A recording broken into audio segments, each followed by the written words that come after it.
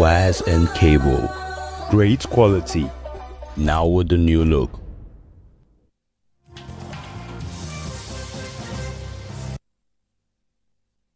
All right, welcome back, folks. We still have Dr. Nicolas Felix guesting with us now. Dr. Felix, are you there? Yes, I'm here with you. Okay, recall that former President Muhammadu Buhari signed the Not Too Young to Run bill into law in 2020. Do I remember 2019 or 2018? 2018, yes. 2018. But between then and now, how many youths like you have dared to challenge the senior boys in the ring, if you understand what I mean? Yes. Yeah, I remember in 2018, I was actually 36 years old. Then in my party, the issue was your age cutoff mark. We don't think you can make it. That was when Muhammadu Buhari signed it. And that gave me the privilege to be able to contest at the age of 37, 2019. And I was a presidential candidate and actually came third position in the general election. And that was a great move by the president. And I still regard and respect him today. But if you ask me, I think we have a president who is youth-friendly. You see it in all his appointments, even in the cabinet, youth ministers, women being there. And I would want to encourage every youth. The day the president picked up the certificate of election, I want every Nigerian youth, please, do me a favor. Go and listen to the speech of Mr. President. I was writing that, I'll tell you, I was excited. Everything in me was bubbling up that finally we have a president who will give us the opportunity as youth to thrive in politics. Because that's one thing that we've always struggled with.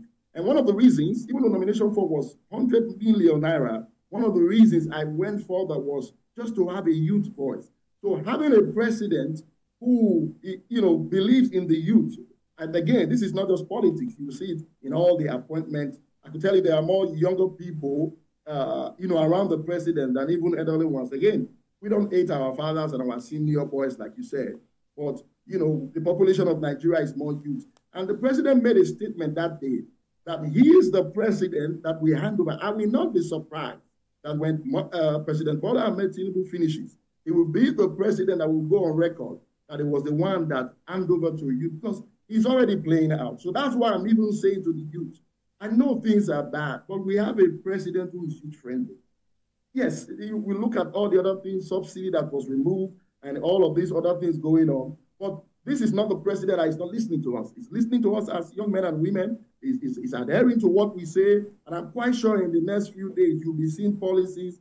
Look at the student loan, for example. Where in the history of Nigeria have you heard about student loan? Over 15,000 people applied. So the very 2 days when it was signed into law, now I'm sure they will be in the tens of thousands. Where have you heard that before? I lived over 2 decades in America. So when I see some of these things he's implementing, I'm saying to myself, wow, is sticking beyond just the society, what we know as norm in Nigeria. So we have a president who is youth-friendly. My only hope is everyone young men and women who have the opportunity to serve in governance, to be able to not disappoint us, so we don't become a mockery. Next time we are talking about youth in governance, so our fathers or our senior boys don't ridicule us and say, how many of you were given a position and yet you did not perform? So the atmosphere is clear. The ground is a playing field for us as young men and women. We don't want to mess it up. We are here to support the president. We are here to let the president know we support your administration. We see what you're doing. We see all the policies you are putting in place. My only admonition will be, we want to hear more. We want to hear some of the people around the president speak more. We want the communication to be very, very effective. That's the only part. Look at the local government autonomy that was signed. Now, local government can function very well. We didn't even hear much from the government about that. It was even opposition, people from social media who were speaking about that. That's a great move for the president. I expect even the local government chairman to even come out and congratulate the president for giving them such power. It means you can go and contest now as the local government chairman and not be afraid of what the governor will say. Well, I haven't heard any of these local government chairmen come out to even say, thank you to Mr. President. You have given us power. Now we can work. We want to see more of this. It's not only when something not going well we speak about, something not going right we speak about. That is a great move when it comes to democracy. Now our local government have the power, they have the will to do the right thing. But nobody have said thank you to Mr. President. I'm not the chairman of a local government. I don't intend to be one. But we are saying thank you to him because we know what that will do to the structure of the state and to our local government. Thank you, Dr. Felix. One last question from my colleague here. Well, it's actually not a question. There are reactions to some of the things he said earlier, which, of course, I'm worried when people are saying that the process has not been started, have been hijacked. I'm worried because when Afunanya is saying that they've uncovered plots to unseat the government, I wonder how we came about those issues and people want to protest. And, and that's why from there I have to advise even those who are planning to go on protest not to go on protest, because if they do, it may never all go well for anybody. Yeah. It may turn out to be very violent because there are too many interests. We have been there before. There are too many interests right now. It's not even the first hour of the protest. We're already being told, even from official quarters, that it has been hijacked. So just asked him, who by? He said, well, hoodlums and hoodlums. Who are these hoodlums? Maybe outside Nigeria, I don't know. So I am going to be appealing to those who are part of the plot or plan to protest, and even those who are going to be joining. Please, I think for now, this may not be an auspicious time for you to go on the streets, because as you have been told, it has been hijacked. You may not know who has hijacked it, so that you can protest another time, but not for now, because for now, it may not actually go the way it should go. Then, can I also, about the governors are not being told or something? No. Is it about governors go to... Time is the master on Governors go to Abuja every time to come. Time is the master on the show. Let's thank Dr. Nicolas Felix for his time. Dr. Nicolas, we wish you well. Thank you very kindly for your intervention. Bye-bye now. All right. Thank you for having me. Thank you. Okay, then.